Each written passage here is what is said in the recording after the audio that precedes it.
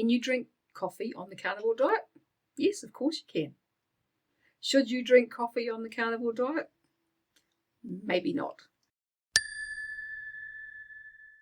Hi there, my name is Sue. Welcome to my channel. If you've not been here before, I've been eating a carnivore diet for a little bit over 2 years. Today, I'm talking about the most used drug in the world, which is caffeine. A lot of people on the carnivore diet do drink coffee. People love their coffee. And personally, I actually have a bit of a love-hate relationship with decaf. So I'm really sensitive to caffeine, and so I don't drink normal coffee, but I do drink decaf. And I'm addicted to it because I keep saying that I'm going to stop drinking it, and then I go and buy more. I might not have any for a couple of weeks, and then I'll just be doing the shopping, and I think, I'll just buy a packet of decaf, and I'll put that in the trolley, and then I'm kicking myself because I know that my body doesn't like it, and it doesn't do good things for me. But that's what addiction is when you know that something isn't good for you and you kind of want to stop doing it, but you can't, or you don't. I've been reading a book about coffee. I started reading it a while back, and I've just kind of got back to it. I haven't finished it yet, but it is around here somewhere. This is it here. I had to go and get it. I thought I'd brought it with me, but it was still in the lounge. So I will link to this book below if you want to go check it out. So I bought this book because I thought it might encourage me to actually quit the decaf once and for all. And I think it probably will. So I had started reading it, and then I'd kind of put it down and partially read and hadn't got back to it. And then a video came up in my feed a couple of days ago, and it was actually an interview with Dr. Stephen Chiniski, who is the author of that book. Now, it was an interesting interview to listen to. And I know that the whole not drinking coffee thing is not a popular topic because, as I said, people love their coffee and they are addicted to it. And that's fine. If you do really well on coffee, that's fine. But this is something that I actually wanted to talk about because there's a whole bunch of stuff about coffee that a lot of people probably actually don't really know. So coffee is an interesting topic, and there's a huge amount of money in coffee these days. It's a $460 billion industry worldwide. And no doubt, if you looked into the corporations that are involved in the coffee industry, they're all tied in with Big Pharma and Big Food and everything else. So I think that the fact that coffee has been so pushed around the world and so has become such a huge part of our culture, I don't think that that's an accident, is my thought. The money in coffee. I have a client who was telling me about her granddaughter. Her granddaughter has opened up a little coffee bar in Australia, in Brisbane, I think it was, at the bottom of a high-rise building. So just a little tiny space, and all she sells is coffee. Doesn't sell anything else, no food or anything else, just coffee. And she opened that business. She's only 18, or she was only 18 when she opened it. Opened that business. It cost her $5,000 to set up, and then the pandemic hit, the COVID pandemic, and so she was a smart girl, and she was taking coffee upstairs to the mums with babies and people, and she turned over $1 million in her first year. And so she'd been in business for about 18 months, and she phoned her grandmother up and says, "Hey, Gran, I'm opening another coffee shop." She says, "It's costing me another $5,000. I better get my money back, So this is how much money she had made in a year selling coffee. So, yeah, there's massive amounts of money in coffee, and I think there is massive amounts of influence from corporate interests that are kind of pushing the studies on coffee and the way that it's kind of being marketed around the world. And they know it's addictive. Caffeine is used in other products. So caffeine's used in soft drinks, and it's used now in sweets and different things. It's used in medications. The reason they put it into soft drinks, the only reason it's there is to make them addictive. And the same with sweets and energy drinks. There's no other reason for them to be in drinks like, Mountain Dew and Coca-Cola apart from the addictive quality. So these corporations know that, and it's like the big tobacco. They know what they're doing, and they're putting caffeine into these things for a reason. So I've joked about being addicted to decaf, but as I said, I seriously am, and my body doesn't like it. I keep talking about quitting, and yet I go and buy more. If you can't stop something that might be bad for you, physically or mentally, then that's addiction, and that's what that is, and I'm totally aware of that. In decaf, there's a small amount of caffeine. Obviously, that has an effect on me. Caffeine is the most used drug in the world, and it's completely unregulated. And everybody's doing it. The thing is, on the carnivore diet, is a lot of carnivores are there to avoid plant toxins, and caffeine is a plant toxin. It kills insects, and that's why it's in the coffee beans. There are obviously more toxins in those coffee beans that we don't know about. I mean, by the time coffee beans are roasted, fermented, and roasted again, there are over 1,000 chemical compounds in that coffee, and most of them haven't been studied. So we don't know what those compounds are actually doing in our body. One of those chemical compounds that is known about, though, is acrylamide. And so acrylamide is created when carbohydrates are heated to a high temperature, and it is associated with various forms of cancer, and it is in high amounts in coffee. It is also neurotoxic. It has genotoxic effects. It can affect the blood pressure, creates cardiac risk and digestive issues. And that's one of the things I know with me, with my gut, is that my gut doesn't really like coffee. And so that's one of the reasons that I keep saying I'm going to stop, and then I don't. So what about the studies? There's studies that show both sides. So there's studies that say that coffee's good for you, and then there are studies that say that coffee is bad for you. The problem with studies, as we know, is that corporate interests influence a lot of the studies. And when there's money to be made, as there is in coffee, there's going to be studies that are done that aren't quite what they should be. The other thing with with the coffee and with caffeine is that caffeine actually restricts blood flow and restricts blood flow. It's a tongue twister. Restricts blood flow to the brain. So there's studies that say that that coffee is good for your brain. Good for mental clarity and everything else. But if it's restricting the blood flow, how can that be? It's not that it's good for your brain, it's just that it's putting your body on high alert and causing those stress hormones to be released, which then makes you more alert. But over time, that's going to jade those adrenal glands and cause adrenal exhaustion. And that is what happens over years of drinking coffee, is that you might handle it really well when you're young, but as you get older and older, and if you're having multiple coffees a day and caffeine and other sources, I mean, you might be having caffeine in, if not many carnivores drink soft drink, but if you are, if you're someone who still drinks Diet Coke, there's caffeine in there. So when you're consuming caffeine consistently, that's going to be having an effect on your adrenal glands, because every time you consume it, your body's releasing stress hormones. It's releasing, adrenaline and cortisol and things like that. And so over time, that causes a problem for your adrenals, and then your adrenals, when they're jaded, you're not going to be creating the right amounts of DHEA, which then affects your body's ability to heal and restore itself. That's part of what happens in the aging process, is if your DHEA levels drop, which they say is normal, but I don't think it's normal. It's just our lifestyle that causes that more so. I mean, it might be a little bit of a drop, but I don't think it's supposed to be the way that it is for most people.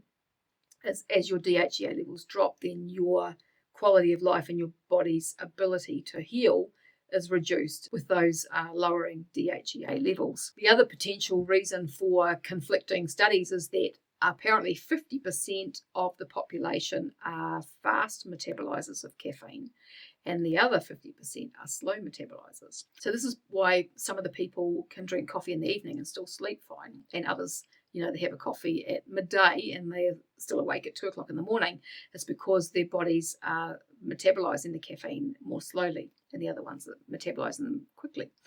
But it doesn't matter whether you're a fast metabolizer or a slow metabolizer, your body is still releasing those stress hormones, and it's still going to have an effect on your adrenal glands. And the problem as Stephen Chiniski said, is, if you have one coffee in the morning, then that's probably fine.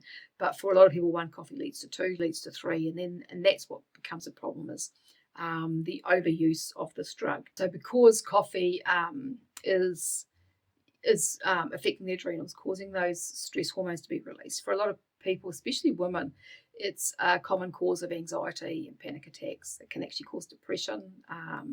And part of that might be because of the reduced blood circulation to the brain. And apparently it also affects the microbiome, but it's not very well understood how that actually happens. So women are affected more by caffeine, potentially because they have smaller livers. So the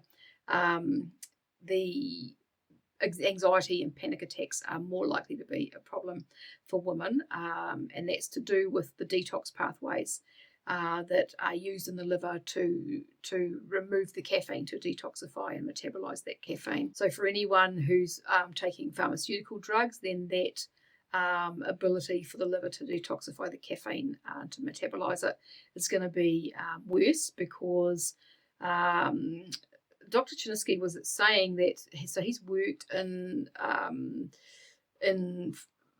the business of making or creating pharmaceutical drugs, and he was saying that when pharmaceutical drugs are made and designed, they're actually designed to overwhelm the liver. That was something that I've never heard before. But he said, for a drug to stay in the body, to have the effect that it has, it needs to overwhelm the liver so that the liver is not cleaning it out too fast. So this is why, if you take a painkiller such as Panadol, paracetamol, it lasts for 4 hours. So it takes 4 hours for your liver to break down that toxin, which is the Panadol, and remove it from the bloodstream, and that's when the effects wear off. And so for a lot of people on pharmaceutical drugs, they're taking them once a day.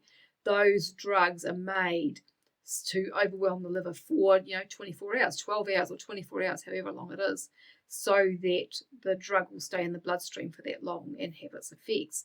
And so if you're drinking coffee as well, the caffeine is using the same detoxification pathways through the liver, and so you've kind of got a bit of a double whammy going on there. Caffeine also blocks adenosine receptors. So adenosine relaxes the blood vessels. And so, that's the blood vessels to your heart and everything else. And this is why it constricts blood flow to the brain and in other areas of the body, can contribute to, high blood pressure and stuff, is because it's blocking those adenosine receptors and causing the blood vessels to restrict more and not relax. As I've said, caffeine increases cortisol, which is a stress hormone. It also increases dopamine, which causes addiction. So that's the reason that caffeine is addictive, and it affects sleep. So even if, for those people who don't think that coffee affects their sleep, apparently it actually does. Even if they feel like they're sleeping okay, it can still be affecting the cycles of your sleep. And I mean, sleep is so important. After listening to Dr. Natasha Gomanek about sleep, and I've spoken about that on a couple of my last videos, I have purchased her program, and hubby and I were trying her program, my husband in particular, and he drinks coffee, usually 2 or 3 a day. The sleep cycles, so you can be thinking that you're sleeping fine, but you're not going into that deep sleep. And so if you're not going into deep sleep, then you're not healing, because that's when your body heals, is when you're in that deep REM sleep. And so, some people can be going to bed, at 10 o'clock at night, sleeping through to 8 o'clock in the morning, and they think they've slept fine. But if they're actually monitored, they find that they're actually not going into that REM sleep, and so their body's just not healing. And caffeine apparently can do that. It can stop your sleep cycles from working the way that they should be. Now, if caffeine is affecting your adrenals, it's also going to affect your hormones. So the adrenals don't only produce, adrenaline, and that they produce sex hormones. So for women who are postmenopausal, once our ovaries shut down, it's our adrenal glands that are making our hormones. And for men, their adrenal glands are making some of their testosterone, And so when your adrenals are not working properly, then you are going to have problems with your hormones. Caffeine also can cause higher levels of medication in your bloodstream. So because the caffeine and the pharmaceuticals use the same detox pathway in the liver, the medications that you're taking can build up in the bloodstream because your liver's unable to detoxify them or metabolize them as quickly as they should be. And so you can end up with too higher levels of your medications that you're taking in your bloodstream. We hear all sorts of, reasons for people drinking coffee. Oh, it gives me energy. I just like the taste, I like the way it makes me feel. I don't think I can live without it. But this is the thing, is that if you can't do without coffee, then you definitely have a problem. For those of us on a carnivore diet, I guess it depends on why you're here. Like, if you're wanting ultimate health, then from what I've seen and what I've read about coffee, the coffee's not going to be contributing to your health at all. No matter what those studies that say that it's good for you say, the coffee is not going to be contributing to your health, because you've got over 1,000 chemical compounds in there that no one really knows what they're doing in your body, plus a whole lot of other stuff that's really not good for you, like acrylamide, and the caffeine restricting the blood flow to your brain. I mean, that's why for a lot of people, when they quit coffee or don't have a coffee, for longer than they normally do, they get a headache, and it's because that blood supply is coming back into the brain, and your brain's obviously not used to it, and that's what causes the headaches. My thought is that it's caffeine is a plant toxin. It's just another plant toxin, like the plant toxins, the oxalate, and the other toxins that are in other plants and beans and nuts and seeds. And so if your object with being on a carnivore diet is to avoid plant toxins, then coffee is not, coffee is one of those. It is a plant, and it is a toxin. I guess to wrap this up, my thoughts are that coffee, as I've kind of indicated earlier in the video, coffee's been made a huge part of society for a reason. The detrimental effects are known, and they serve, the desire to make money not only from the coffee but also the pharmaceutical industry and everything. It's like big food, big pharma. They're very tied together. And I think that coffee is kind of a little bit like cigarettes, where years ago, where they're saying, oh no, this is good for you, when it's actually not. And the effects of coffee can be kind of seen and felt by some of us, and then others, who've got bodies that handle it better, don't feel those effects, but they can still be causing problems. And so that's my thoughts on coffee, for better or for worse. I'm sure there are people that are going to not be very happy with what I'm saying about their morning coffee. And as Stephen Chinsky says, he has one coffee in the morning, and that's it. And so maybe that's not such a big deal. But one coffee often leads to 2 and 3 and more. And if you're honest about your coffee habit, for most people that's the case. You'll say, I only have 2 coffees a day, but then if you go to a friend's place or go out to a cafe, I'll have another coffee, just because I can. So any questions or comments, thoughts about coffee, pop them below and I'll get to them as soon as I can. I thank you very much for watching.